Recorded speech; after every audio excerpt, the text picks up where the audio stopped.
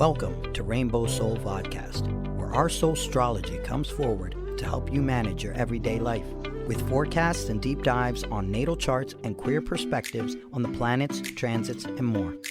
A group discussion about upcoming transits with tips on how to read these transits in your own chart.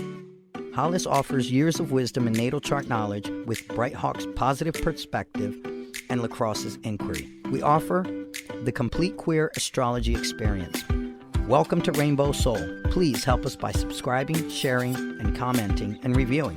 You can also learn where else Rainbow Soul is offered on our website at rainbowsoul.show. Welcome to Rainbow Soul Soulstrology Forecast. I'm glad you're here. I'm Hollis Taylor, and I'm one of the astrologers here today. And, you can find out about me at my website, divineandrogen.com. I do all kinds of things from professional astrology, natal readings, synastry, and the such. I also do other things like mediumship and spiritual coaching and things like that. So you can check it out. Hollis does great readings, by the way. Highly recommend Hollis's readings at divineandrogen.com. And I'm Bright Hawk. Hi, everybody. I hope you're doing well. Happy summer days. You can always learn more about me at brighthawkproductions.com. As you know, I'm a musician, a storyteller, author of the book The Dancing Hippo, a gender-neutral book that's about resilience. And if you check out the ebook on my website, it's got lots of original music and it's a lot of fun. And it's been really fun sharing it with folks. And I'm Lacrosse Ortiz. Yeah, over here. Directions. I'm somewhere. I got the direction right, but I was pointing this way. I'm not so much an astrologer on here as I'm learning and just trying to digest and use what knowledge is given to me during the week to try and sail through that week. I also have color journals, the Fool's Journey. I think I have. Oh, there we go. That's the Wandering Through the Wands, and then I have one on the Cups and one on the Major Arcana. I'm still working on the rest of them. Time is always the enemy for me sometimes. But yeah, you can find me on Facebook, TikTok, and Instagram. Fabulous.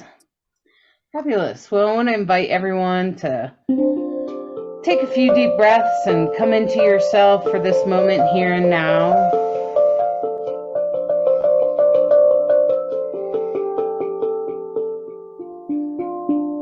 Just take a few deep breaths and just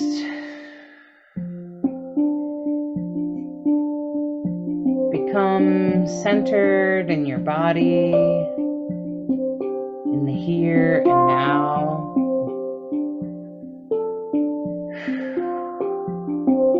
Allow the music to carry you away.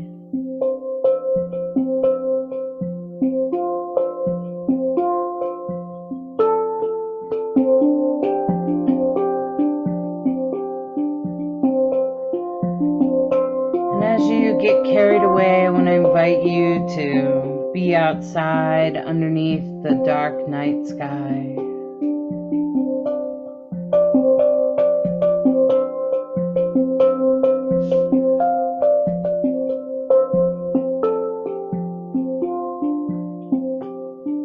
As you stare up at the sky, taking in all the stars and how they remind you of just how small you are in the world.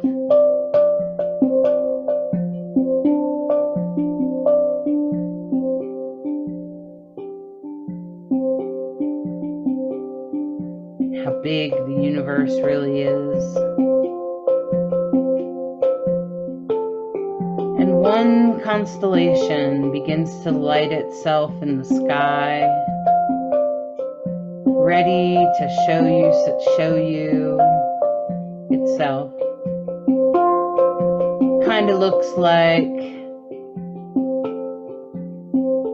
6 and 9 together turned sideways.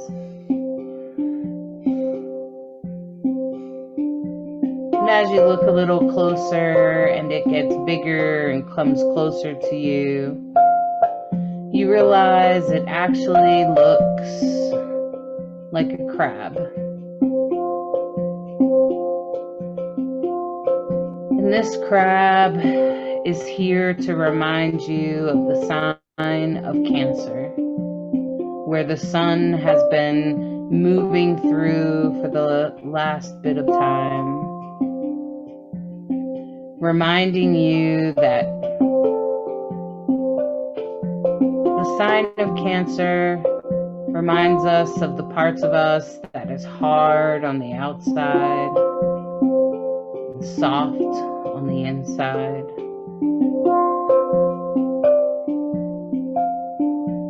And some people have stronger Cancer placements than others.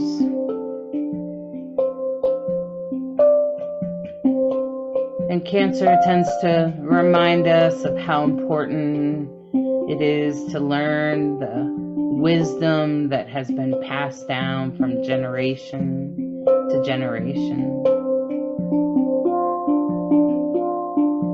Cancer just loves people with strong Cancer placements.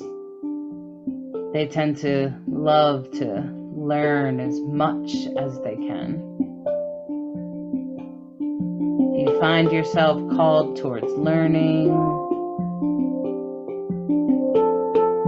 but also management and a comfortable home, management of the home, holding the home so peaceful because, well, that's where our soft parts live.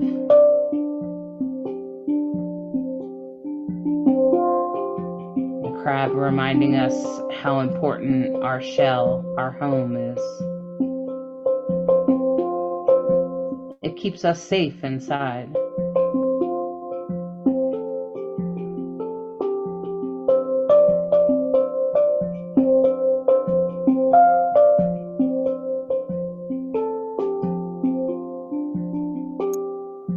And as the crab backs up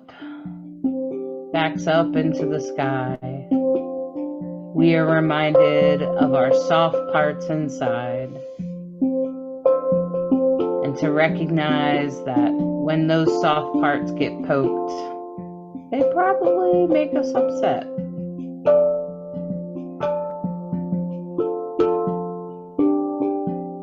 And when those soft parts are well cared for, they help us feel safe.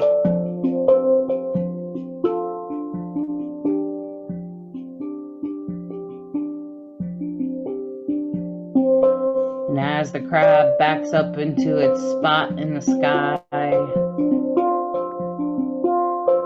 we are solid on planet Earth, our feet solid on the ground, our bottoms in our chairs, and we are here and now in our bodies.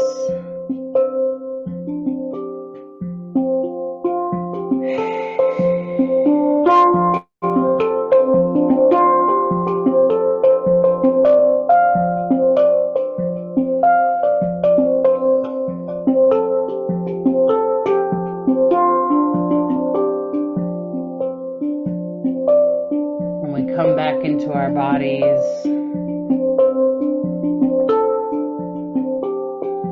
Into the now.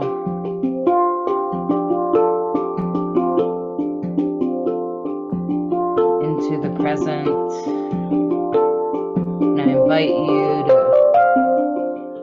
come full circle, full center into your body. Stretch your hands.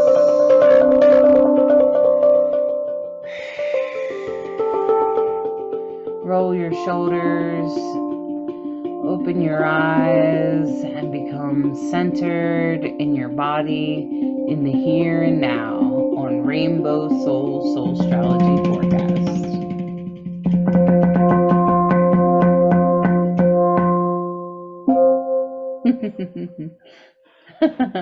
Great job, Bright Hawk. Thank you. Always a pleasure. Well done. The journey out and the journey back. Trying Yeah. to make sure we bring everybody back to consciousness. Right. Well, that's So you the whole listen idea. instead of. Right. Yeah. Right. That's the trick of meditation, is coming back to the here and now, I think. So, my friends, if in case you didn't know, we are currently in Cancer. Like the sun is in Cancer. And that's essentially what it means. Like, there's, the sun moves around the zodiac wheel. Maybe you've seen it. The sun moves around, and that's what it means when we say we're in Cancer season, Leo season. And, we will leave Cancer season this week. So, let's. And of course, Cancer season began with summer solstice. So we know that the signs that begin the seasons are the cardinal signs, the signs that are the cardinal sign of that element. So pushing forward. Yes. Yeah. Yeah. So, the difference between, if you hear us talk about cardinal, mutable, and fixed, is that cardinal is like, they're going to go get it. They're going to start the process. They're going to kick it off. Initiators. Okay.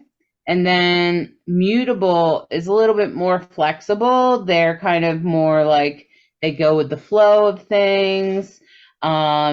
And then fixed signs are kind of like, why are you changing this? Don't change this. No, I'm not changing. Screw you. Okay. And they say they change. They're the last to change, and they come kicking and screaming. Yeah. But the example we like to give with Taurus is a great example of a fixed sign, earth grounded fixed sign, is that Taurus is like reluctant, and then once they decide it's happening, get the hell out of their way, because it's happening. You ever want a bull charging at you? No, you want to get out of their way, right? Mm-hmm. So it's not that fixed signs can't change. It's just that they're the ones that will take the longest in the process. Mm-hmm. Yeah. And then in some cases, they're like, boom, get it done. Where a mutable might be so squishy and wishy-washy. It'll be one way one day, one way the next, It's everyone, as we are always talking about every week, I like to say in Rainbow Soul that we're always trying to show there's a gift and there's a balance in life in all things, isn't there? We could have this conversation talking about just about anything. Right. You go too far in one direction or the other, and it's going to present the challenge it's going to present. That's why you always got to strive for balance. That's you. And, it just seems so obvious. And what do we need to learn in the balancing of that process? And that's why astrology, I think, is always such a deliciously... So if you feel like if you look at your, there's like a little, if you get your astrology chart, there's a little box that will say, like, it have little symbols in it, and it have different colors. And one way will say M, it'll just have the letter M. Fixed, mutable, or and cardinal, then it'll have FCM. C and F, and that's fixed, cardinal, and mutable. And then in the other direction are the elements: earth, air, fire, water. Okay? And if you're looking at your chart, there's a scoring process that you can do in regards to, like, if your sun is in cardinal, if your Saturn is in a mutable sign, and you give different points. And then whichever sign you have that has more, so if you see that, oh my gosh, I have 5 planets in fixed signs, well, that's probably because you probably resist change a little bit, okay? If you're looking at it and you're like, oh my gosh, I have all cardinal, Hollis, or I have mostly cardinal, and that means that you're probably an initiator, but watch out, because you may not always follow through. Okay, so that's kind of like, it's a good way to recognize what you might be out of balance. So, like, if there's an element that you need more of, like, I feel like I'm low on fire or low on water, it's a really great way to balance your astrology chart. So then you can say, oh, I need more water, so I probably need to do some emotional work. And maybe I need to go sit by the river while I journal. Okay. And if you need more mutable in your, you have plenty of cardinal, plenty of fixed. And once you get going, you can get it going. But and you can stay committed. But if something goes wrong and something goes off track a little bit, maybe that's when you get discouraged. And so, to bring more into the mutable energy, then you're going to want to tap into the mutable signs like Virgo.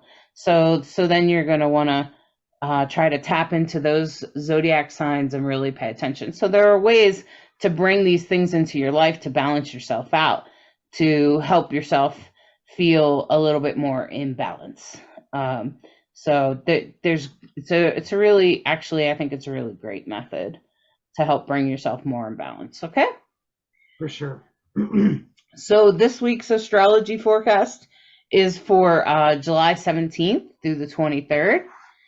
And of course, there's a lot going on. Pluto is still squaring the nodes, and that will be going on for a while. I don't even know how long. So, if you're finding yourself, changing where you're going or changing your path or how you'll get there, that probably has a lot to do with that. And that's been going on, I think, now for a couple of weeks now. Yeah, it's going on for a while. Yeah. And it will be going on for a while because they're at 29 degrees. What's going to move is the nodes are actually going to move out of it, not Pluto. Mm-hmm. So the nodes will continue to move, and the nodes are about to move signs too. They're about to move out of Taurus and into Aries, the north node, which is where we're going, and the south node out of Scorpio and into Libra. And the nodes are very much about where you came from and where you're going. So past life and future lives. It can be your destiny now, the north node. So the north node in the sky is actually in Taurus right now, and it's about to head into Aries. So it's going to be looking closely at leadership. Also probably, Aries makes me think about the military, athletes, athletic topics and things like that. So as the nodes move into there, and the south node's going to be moving into Libra, which tells me about relationships. So I would not be surprised to see a bunch of stuff come up about leadership and how our leaders treat us and stuff like that. So that will be coming in the very near future, so don't be surprised to see that. But the one thing that I've seen that was really beautiful, that really stood out to me in the beginning of the week, is that Neptune is trining the sun. And I think it was Nadia Shah who also thought that this would be a really beautiful aspect, even though Neptune is moving backwards, because Neptune is going to get you to inner reflect on where you're going. So Neptune's going to say, here's your spiritual awakening. What are you looking at inside your heart? Where are you going? What do you really want to do? What do your dreams look like? It could also be like psychic energy, intuition. I think I'm supposed to do this thing over here, And so those kinds of awakenings and awarenesses, I really feel like it accentuates Neptune retrograde trining the sun, accentuates a spiritual awakening. That's cool. Yeah. So I feel like that's going to be really strong this week, regardless of any challenges that you might encounter. I think that's going to be the strength of the week. Well, we begin the week with a new moon. So new moons are great times to make your set intentions, set, what are your dreams? What are your visions? What are your goals, desires over the new moon? Oh, so we have another aspect kind of pointing to a spiritual awakening too. Well, and the moon is trining Neptune, and Neptune's retrograde. So it's really a great time to consider what your dreams are and it's squaring the north node. So there's definitely, your fate is asking you, your direction in life, your purpose. You have an opposite Pluto and squaring Chiron. So this is the time. This is the time to really consider. And of course, new moons are an opportunity to sort of hit the reset button. So if there's things that you're like, okay, that didn't work, let's try something different, this could be that moment of reset. So the T-square that we talked about all last week is pretty much active still all this week, because you still have that Pluto opposition. And so you have the Pluto opposing the sun and the moon right now.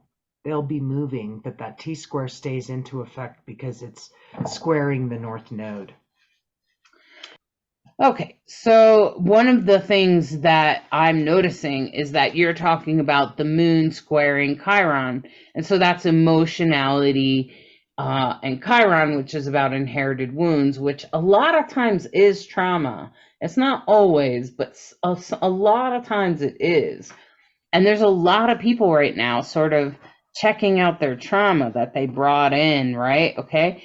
And at the same time, the South Node is sextiling Pallas Athena, which is about your your strategy, right? Okay, and how you're handling where you came from. So your South Node is also in relation to where you came from and what you brought with you, probably from your childhood, maybe from a past life, but also probably from your childhood. Okay. And so it just makes me think it's so interesting, and how like Neptune's trining the sun and the moon is trining Neptune, both saying the same thing. And when you have more than one thing in a chart saying the same thing or sort of delivering the same messages, those messages are stronger, louder, and heard by more people. Because, not everybody has the same experience, of course. And astrology works some of these things will be stronger and more important for others than it is for others. And that's based on your own placements. Okay. So I just wanted to point that out because I just find that it's repeating itself, really. Yeah. And, Venus is trining Chiron, which could tell us a little bit about our self-love from our past and our history and our trauma. Well, and Venus is in a yod. The finger of God is pointing at Venus, and the base is Pluto and Neptune. And so, again, and aren't all of those retrograde? Yes. Pluto's retrograde. No, but Neptune's retrograde. Venus is not retrograde yet. Going to go retrograde. Right, but not yet. Okay. So she'll probably be moving around the tip of that yod back and forth, asking you to learn to love yourself. And what is your system like? Are you loving yourself? Have you taken the time to look inward? Because that's a big part of a spiritual awakening. In case you didn't know, spiritual awakenings are not what you see on TV, where you go, ta-da, and then all of a sudden God comes down and talks to you. That's not a spiritual awakening. What's a spiritual awakening is usually really hard shit, really hard stuff, questioning yourself, and really big struggles where in the end, by the end of those struggles, you turn around and look and you go, oh, well, at least I learned that where my boundary is. I learned when people do that, it really ticks me off. And I've learned how to say something. And I've learned that I don't like to have toxic people in my life. That's a spiritual awakening. Yeah, big time. And I know that I had a huge one in my 30s. So, my Saturn returns was like a big spiritual awakening. Yeah. Yeah. It's the moment when you realize, you look back, that you wouldn't have asked for that experience, but now that you're on the other side of it, you wouldn't trade it either. Those are hard-won getting to the other side of those moments in life where it was like, man, that sucked.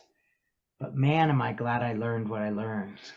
It sounds so damn cliche that it's through suffering that we really transform, but that's the damnedest truth. We don't want to hear it, but if we didn't fall down, we wouldn't know how to get up. Yeah. So, and with Mars and Virgo, it could make us frustrated sometimes. So Mars and Virgo is very practical, but it also can get frustrated about like silly things or being overly critical. So just be aware, where's your Mars? Is your Mars in Virgo? Then you really need to be paying attention. But on the plus side, I want to leave you with the positive. There's a cradle, and the cradle is Pluto, Neptune, Uranus, and the sun and the moon right there. You can almost see it in those lines. And cradles are, and this is a cradle of earth and water, so I really feel like you're being held in your emotional. If you're feeling emotionally fragile, that very well may be true, and you're being held in that. And transformation is just, it's part of life, right? When you have Pluto, Neptune, and Uranus plus the sun and the moon, that just seems like and that's really deep stuff. Yeah. Because Uranus and Neptune and even Pluto are gonna go super deep anyway. So that's a real deep holding, and that's probably a lot to speak to also that spiritual awakening that's happening, right? Where you start to look back and go, okay, well, I'm glad that happened, even though it sucked at the time. I learned a lot from it. And this is how I'm going to function going forward. At least I know where my boundaries are now. So, and that's kind of like the way the week will open up. So if you find yourself having aha moments, you know why. And a new moon in Cancer, a Cancer moon, let's put it that way, is imaginative and loyal and sympathetic and protective. I always think of the crab as so protective. My father was a Cancer, and there was no doubt that he was the leader of our family and would protect his cubs, his pride. Okay, I just switched metaphors from lion to from a crab. But at any rate, they're very tenacious. Like you said, they're very smart. They like to study. They like to learn. On the challenge side of a Cancer, they can be moody because they're not always aware of their emotions until they're expressing them. They can be possessive. They can be critical. They can be self-pitying, actually, also, and a bit of a nag. That's the challenge side of it. There's always all things, so we always try to talk about both sides. So that's a Cancer moon. Ready to talk about the 18th? Yeah. All right. Well, the moon goes into Leo. My sign, I'm a Leo moon. Yeah. And there's plenty happening on the 18th. We have another yod, another finger of God, and this time it's the moon and Ceres as the base. And Ceres is that nurturing what you bring into this world, your projects, your manifestations. That's the word I want to look into. And it's pointing at Saturn. So again, it's that repetition you were talking about. Saturn is going to ask you what you're going to do about it. And Saturn's opposite Mars. So and of course the moon is conjunct Mercury right there too. Okay. Well, Mars is over. We got to talk about it. Yeah. Saturn. So first, Saturn being opposite Mars, I feel like that's going to be like, do you really want to fight about this? And having that sort of that push and pull, that seesaw back and forth between there's a system and a way to do it and a fight about things, okay? And it can also be about action, taking action, and the system actually getting in the way, okay? So like you're trying to take action, but the system gets in the way, okay? You're trying to do this, but this is, okay? So if you're dealing with the system in any way, I'm just going to say, like, if you're dealing with like bureaucracy or anything like that, it could be hard this week. Okay. So if you can wait another week or so, that'd probably be good because Mars moves pretty quick. Okay. Or wait till next Monday or something, if you can. I had a question. Go for it. What determines it to be a yacht? Is it like a set amount of degrees? Yeah, it's two quincunxes. Or inconjunct. Quincunx and inconjunct are the same thing. Yeah, so that's the degree that makes it the yod. So Or it's the finger of God. It's two inconjuncts, which on this chart kind of look like like this. Like it's like a little stand, like a little pie guy or something. And so it's two inconjuncts. It's hard to see the one that's between Neptune and Pluto, but they're there and they're pointing at Venus. And you can kind of see it because it's a faded line, but it tends to point to one planet. The both of them point, so you'll see them pointing to one planet. If you wonder about your aspects, I found because it's hard sometimes to see bigger aspects in here, I found astro.charts.com, right? astro-charts.com. If you go there, it will give you a list of your aspects and it will say you have a yod and it will tell you who it's pointing at. It will like draw a little picture. And whoever it's pointing at, whatever planet it's pointing at, that's where you're headed, but you're pulling from those other 2 points. Okay? So the yod is pulling from Neptune and Pluto is about change, and Neptune is about dreams and visions. And they're pointing at Venus, which is about love and self-love even. So and then the next day you have the yod pointing at Saturn from Ceres and the moon. So it's the kind of this is silly, but go ahead. The degree, the quincunx degree, reminds me of the Star Trek little sign.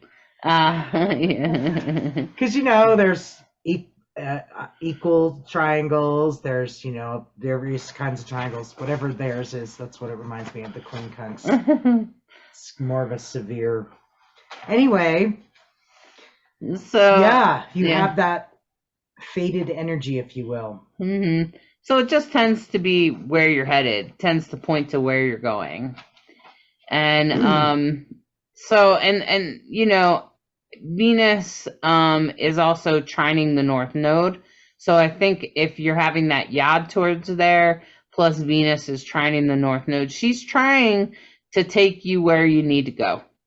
She's trying to take you to your destiny. So I would really visit self-love this especially while Venus is in Leo. From my Venus is in Leo, and I learned a lot about Venus in Leo by studying my own chart. And one of the things about Venus in Leo is that self-love is super powerful.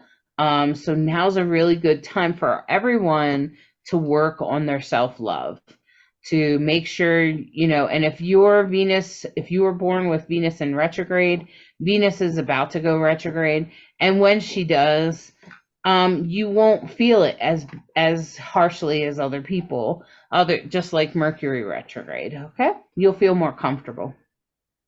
Yeah. And the moon moves into Leo. And so as you start to notice, there's a party going on in Leo and Virgo. Pretty crowded little stellium there. Stellium is 3 or more planets or asteroids in one sign. So a Leo moon, of course, I'm a Leo moon. We're very affectionate, loving, exuberant, creative, broad-minded, colorful, fun-loving. Did I say fun-loving? We have an instinct for leadership. On the challenge side of a Leo moon, self-indulgence, self-centeredness, conceitedness, overbearing, careful you're not a bully, those things. So it's the moon is starting to wax, and as you can see, it's just going to start. The moon's going to go across all of those things in this chart in the 11th house and into the 12th house. So first, it's going to conjunct Lilith. It's trining Chiron, which we've been talking about. It's going to square Uranus. And you can see it's also going to conjunct Mars. It's going to conjunct Venus. And you still have that T-square going on. Mm-hmm. So, And Pluto is opposite the sun. The sun moves into opposition of Pluto. yeah. So you might find you're changing the way you're going. And that's okay. So just allow that change to come. Unexpected changes, things, especially, would you say the moon squaring Uranus, that could be kind of unexpected changes and things like that. And if that happens, you're best to just go with it.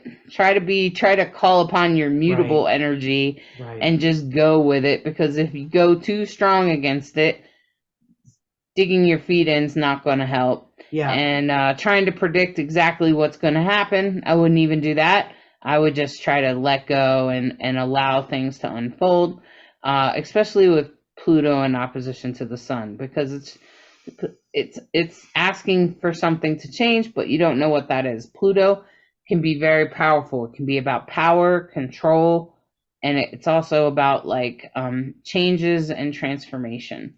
It rules Scorpio, so Scorpios will probably be more affected by that.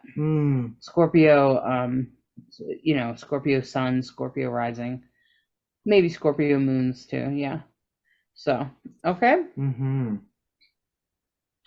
Because if you're okay, so don't pay attention to me. My brain is broke. Okay. So as we move on to the next day, July 19th, the Pluto is still squaring both of the nodes. But I would really pay attention, to that all week long. I would be paying attention to where I'm going and what I'm dealing with as far as trauma goes, and paying attention to what you want to change. And Saturn comes in opposition to Pallas Athena. So Saturn in opposition to Pallas Athena is very much about our strategy in the system. So, you might come up with a better strategy than what you had a few days ago, a day or so ago. With dealing with the system or dealing with your own system or setting up a system for yourself, those kinds of things. Right. This is Wednesday. Right. So, yeah, paying attention to your relationships, because of course Venus and Mars are still dancing together, and the moon is going to be conjuncting Lilith. So, yeah, my instinct said, what's going on in the relationship department? And with Virgo starting to be on the horizon, things are starting to move into Virgo as well. Virgo's very good at relationship and paying attention to things like that. So. And so that's Wednesday. I think the louder days or whatever are actually later in the week. Thursday, I noticed it got a little. There's actually more blessings in the sky. I don't know about with the moon, but yeah, I know because that the moon moves into Virgo, and there's a little more breathing room, practical energy, I think. Yeah, and the north nodes and the nodes are trining Venus, and that's going to be a really great. That's actually really like self-love. You finally figure out what you have to do to love yourself. You finally figure out how to believe in yourself, how to not question yourself so much, especially like intuition and things like that. Maybe you finally listen to your intuition for the first time and you're rewarded for it and you're so grateful you did. And your strategy gets better, and your putting away your trauma behind you. So the fact that all of those things are happening, it's also gonna create it could be from a challenge, but the sun is going to sort of light the way, and it will be from a challenge. So there'll be some sort of challenge that helps you figure out which way you have to go.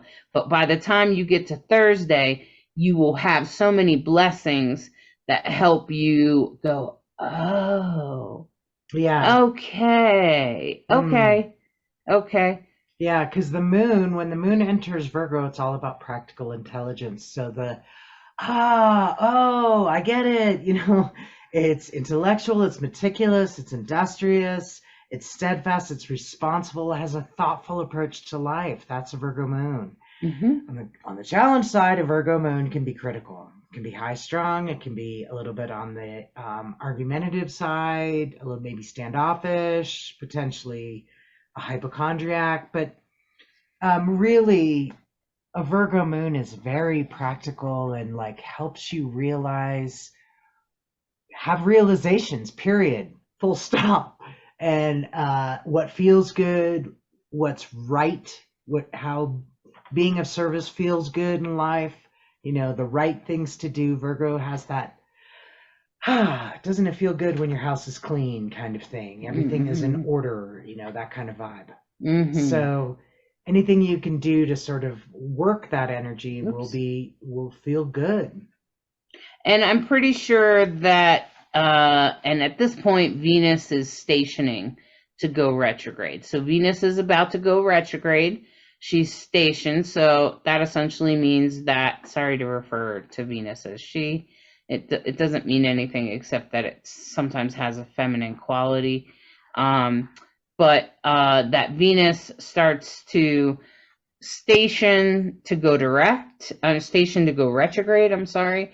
And so really what that means is, now some people get very caught up in different ways that can create some relationship problems. Any relationships that end, this is what Nadia Shah always says, and I have a different Venus retrograde than most people because my Venus is in retrograde. So if your Venus is in retrograde, please omit the next statement. Is that if a relationship ends during Venus retrograde, it won't stay ended. That's what she says. It won't stay broken up. So if you break up, it probably won't stay that way. In my opinion, what I've seen of others and my experiences, because, Bright Hawk, I do witness her experience, and she does not have Venus retrograde. Sometimes there are some relationship things, but it does not need to be your romantic relationship. Like we've had problems with people that manage our Airbnb at almost every single Venus retrograde. Okay. And so every time Venus goes retrograde, we have problems with our employees. Those are not romantic at all, right? Okay. And so, but it's a relationship none the same. Okay. Wow. And it's not, and I am less challenged by it than she is. So, wow, my necklace just broke. Oh. It's okay. I knew it was coming, but just happened just now. Wow. So, but what I notice is that Venus, so for some people, they have relationship things, and I notice that usually those challenging relationships we deal with are more challenging for you than they are for me. Okay? And that's just probably because my Venus is in retrograde, okay?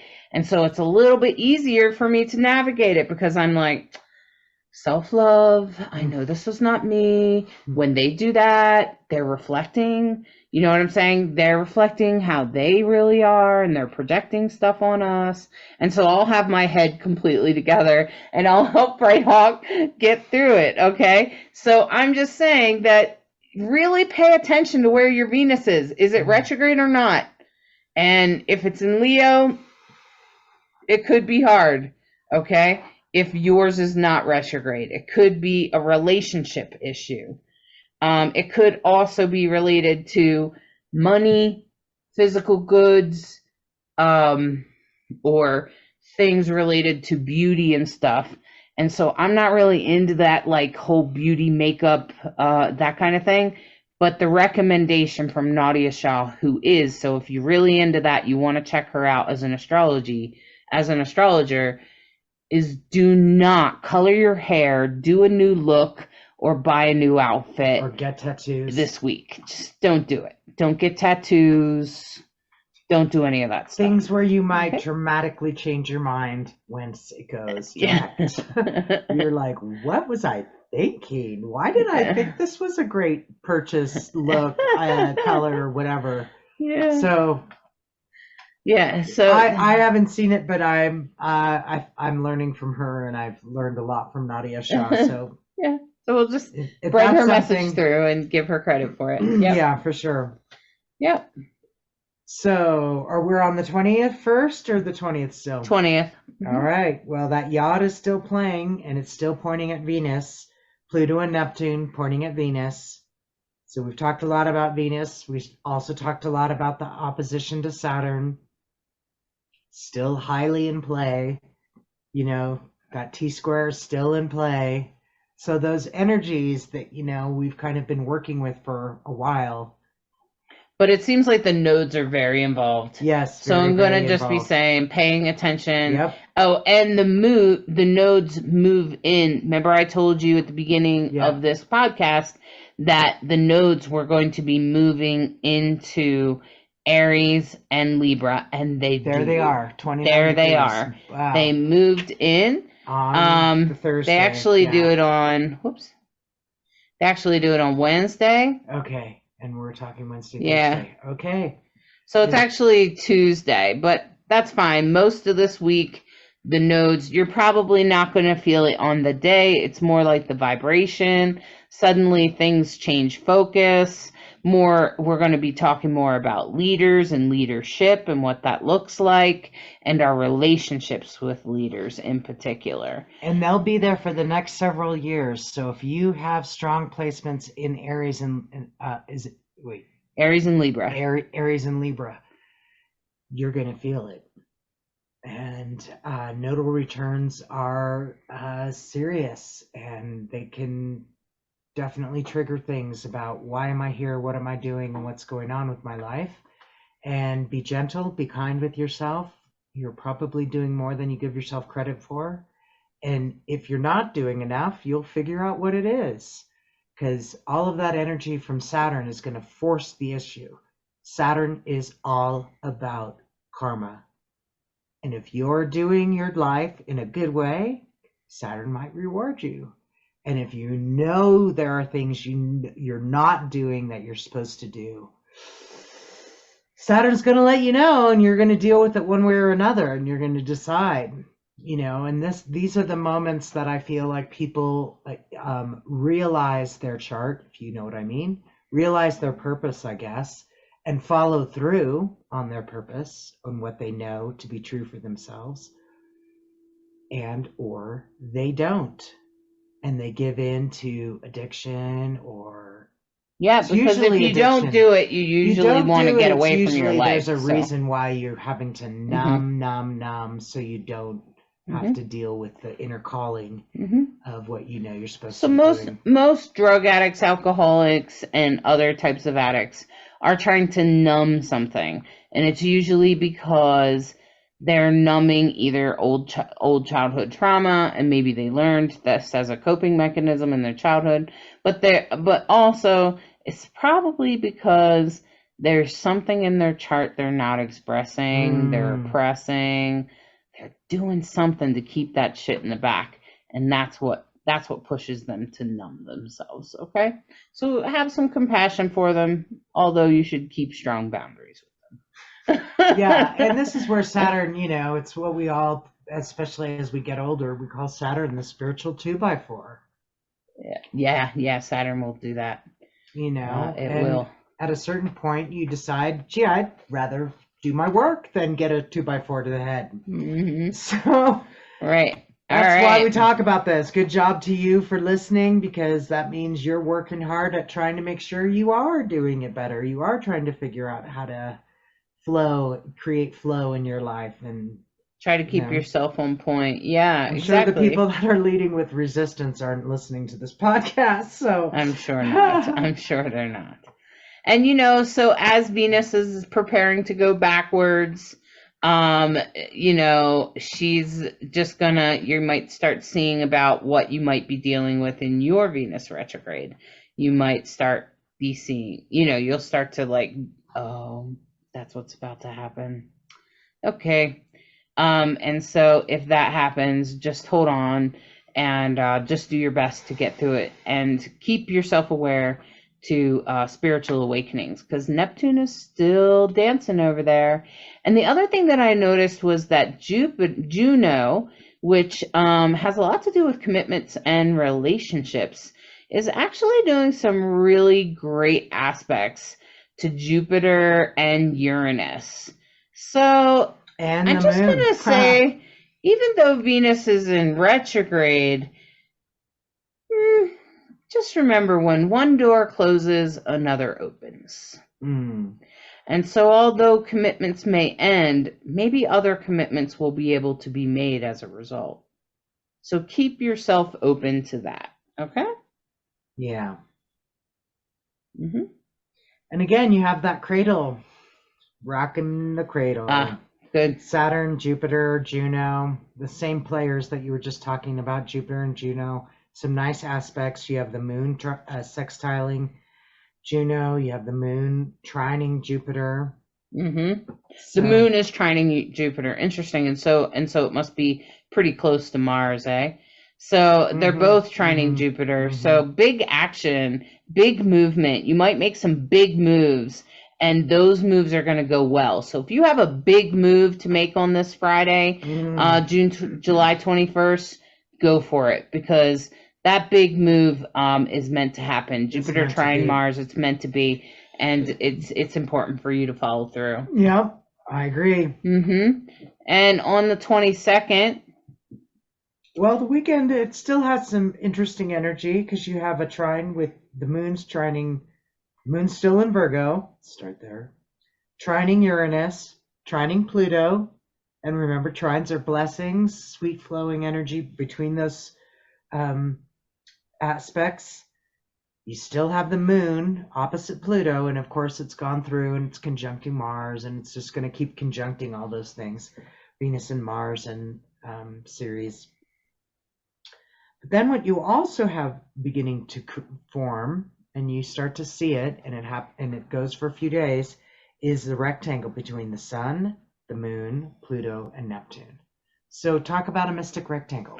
So mystic rectangles are about spiritual destination, spiritual manifestation. Something about your life is going to come up, that when it's a transit, it's more like that special thing you were supposed to do that's kind of mystical is probably going to show its face somehow. It's going to ask you to step up, and it depends on what planets it's playing with. What planets did you say? Pluto, Neptune, Pluto. Sun, Moon. So that's going to be about change.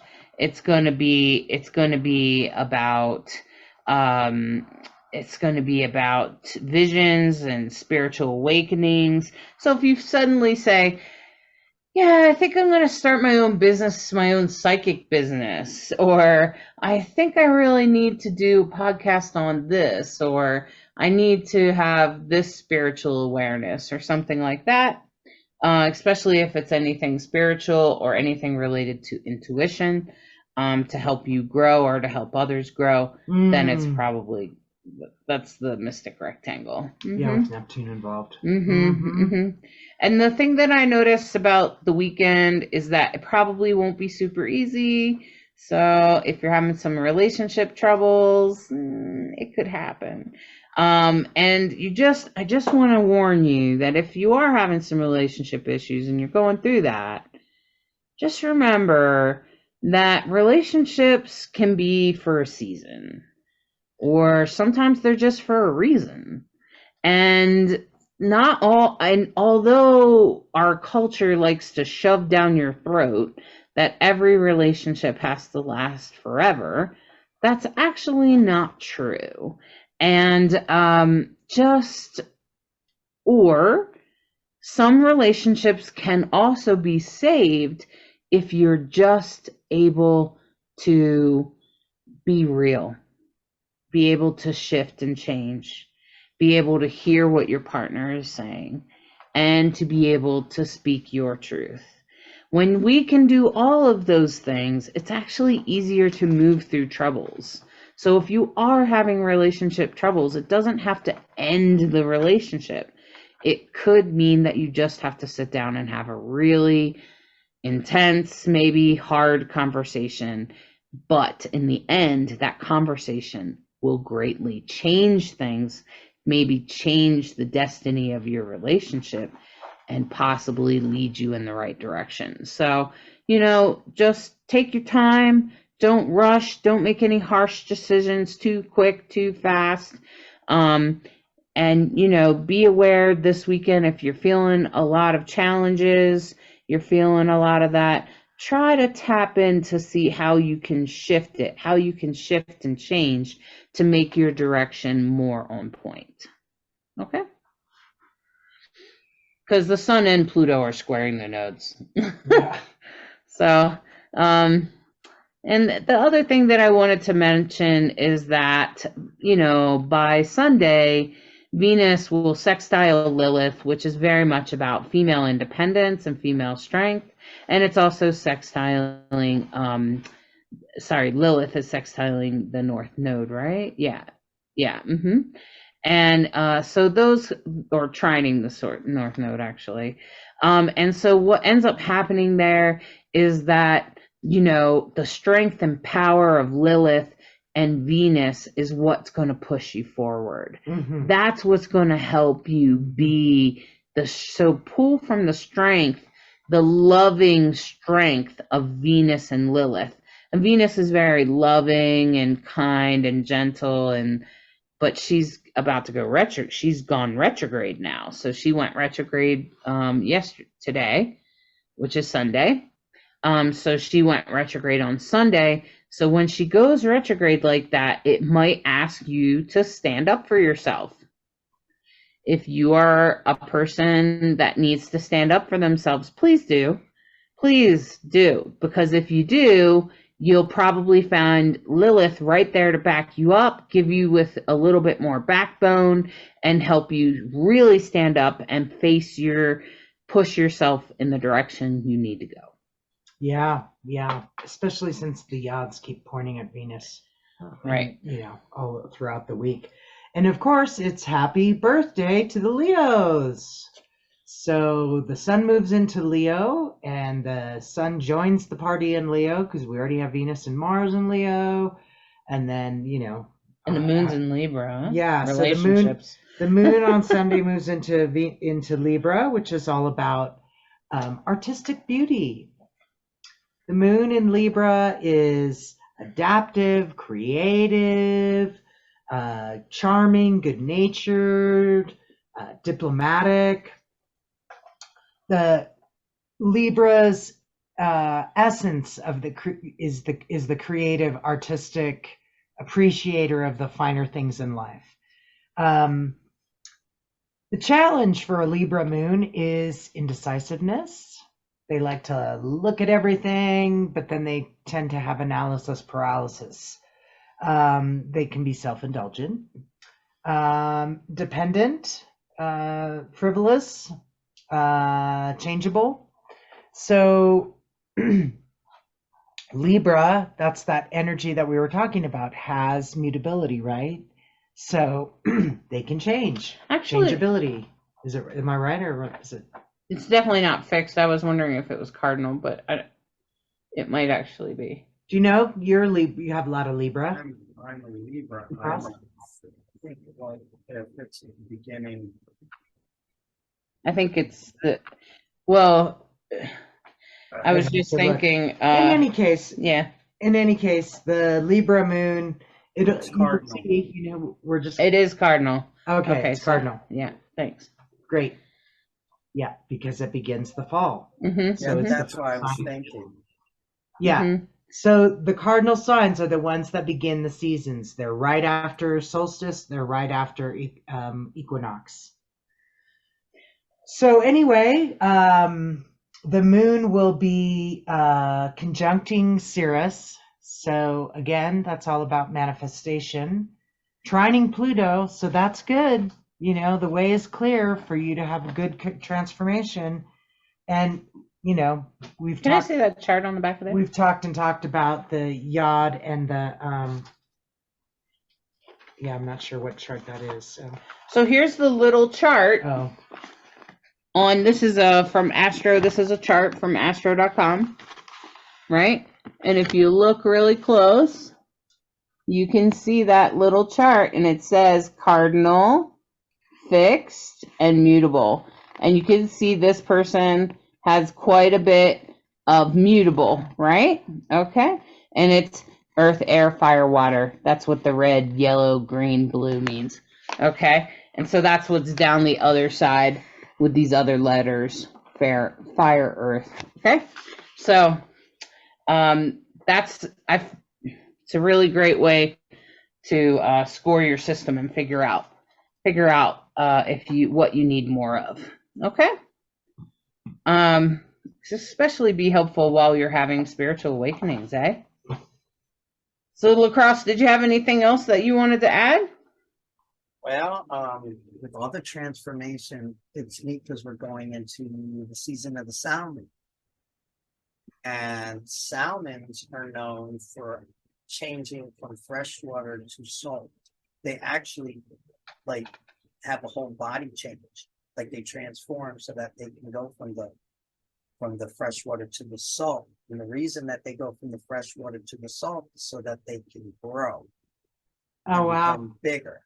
And I thought that was really interesting because why do we make changes so that we could have growth and we can get bigger, so which will help for them to come back when they go to spawn to go up the river, because they go upriver and they go against the current. So they need to be bigger and stronger so that they can face the challenges so that they can spawn. Hopefully avoid bears on their way up.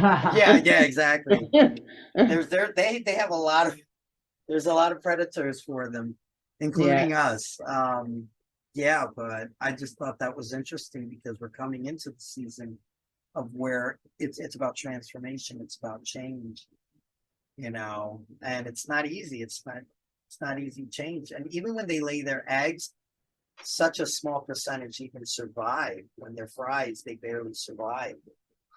Yeah, I think it's only a small percentage. Yeah. That survives, if I remember correctly. I think I heard something about that. Yeah. So Right, that's that kind of salmon or the salamander? Salmon. Salmon. Okay, Yeah. because I think when you first started talking, I was visualizing a salamander, and then I realized what you were talking about, freshwater, saltwater. I realized you were talking about a salmon, and I was like, yeah. clarify this. Yeah. Yeah, I thought it was neat that they will literally transform their body so that they can handle the salt water. I thought that was That's cool. That's cool. I didn't know salmon did that. I guess that makes sense that they would have to do that to move from the saltwater to the freshwater. Salmon are pretty amazing creatures to me. I'm glad that there are still wild ones. So right. They're in danger, but I mean, let's hope we can do better. Yeah. They are in danger, sadly. Yeah. Well, thanks for adding that. Yeah, that's actually really, thanks for bringing that in, because it's good to know that it's good to honor our animal spirit guides and things like that. And so, do you have a reading for us? All right, hold on. Let me pin this.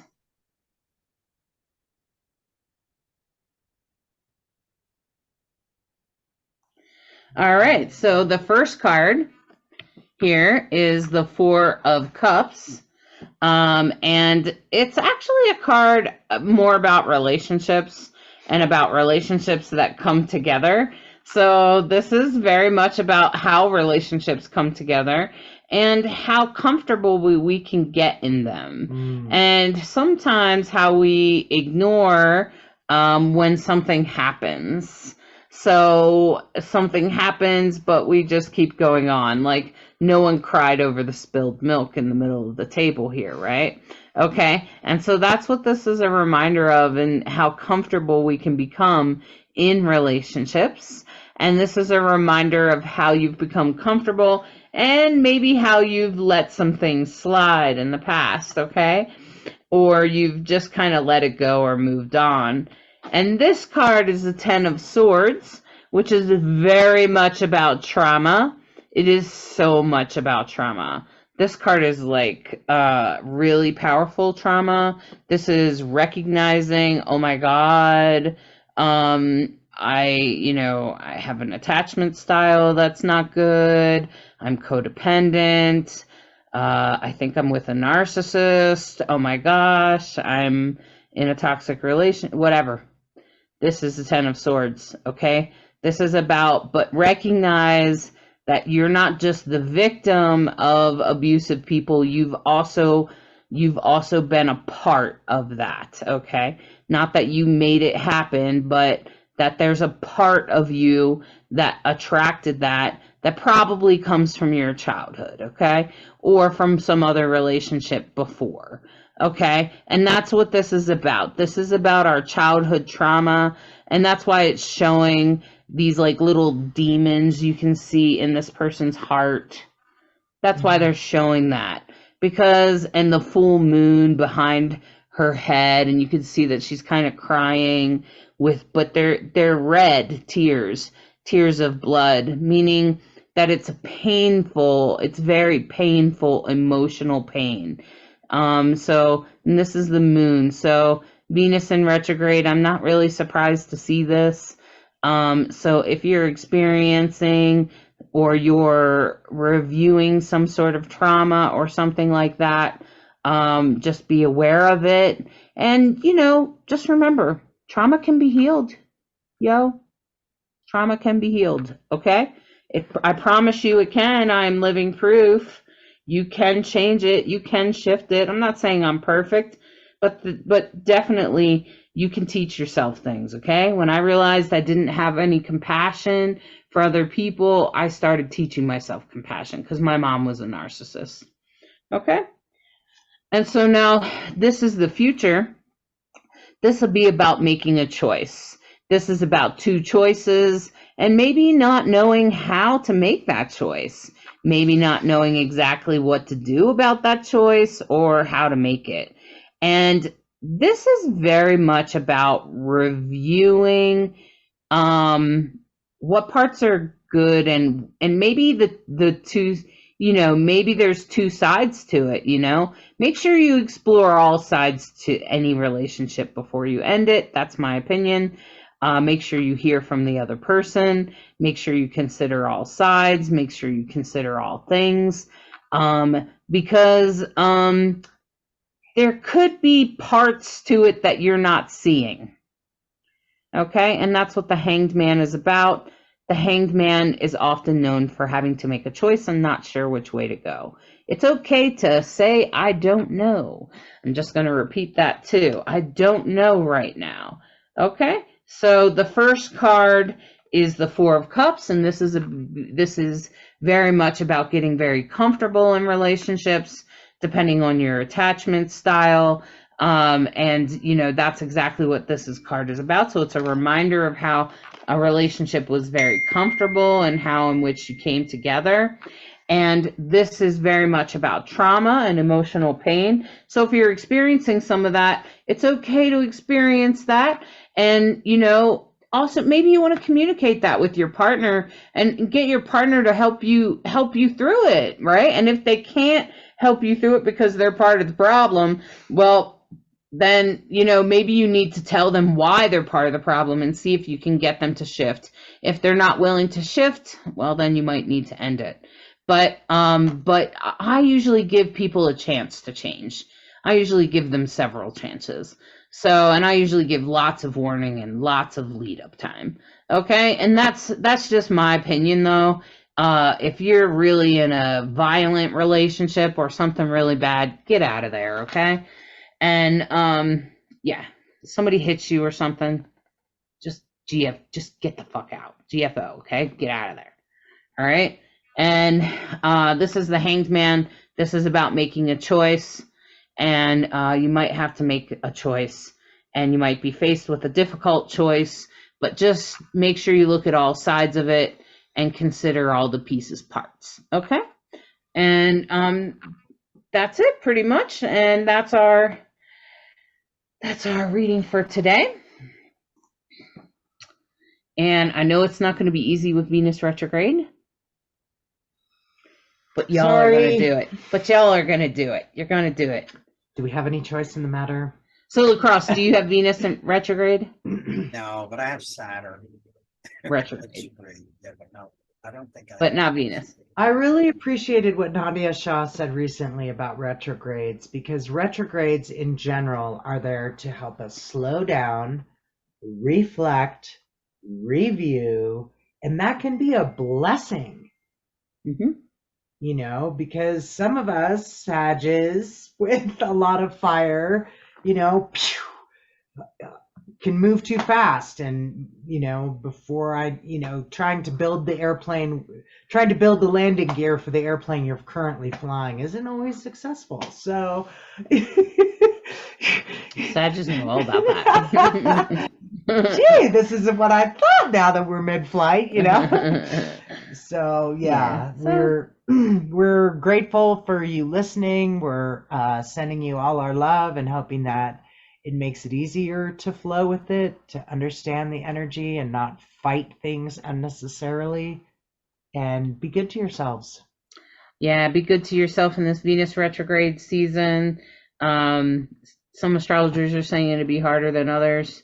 So just hang in there. You're going to get through this, and just know that it's all in your best interest. It is leading you to a better place, even when it hurts.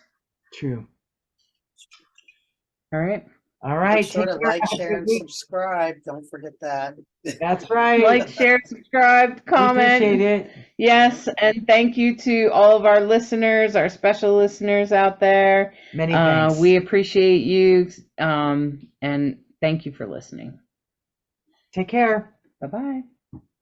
Thank you for listening to this week's Soulstrology and subscribing, liking, sharing, and reviewing.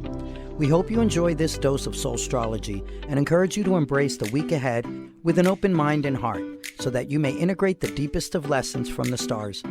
Take a moment to step outside and honor the planets, stars, and moon in the sky with your heart. Integrate the messages that resonate and leave the rest for someone else. We deeply appreciate each and every one of you. Always remember that you are a perfectly unique human with an exclusive star map of your destiny, your soul purpose, and your heart's desire. Thank you again for tuning in to Rainbow Soul.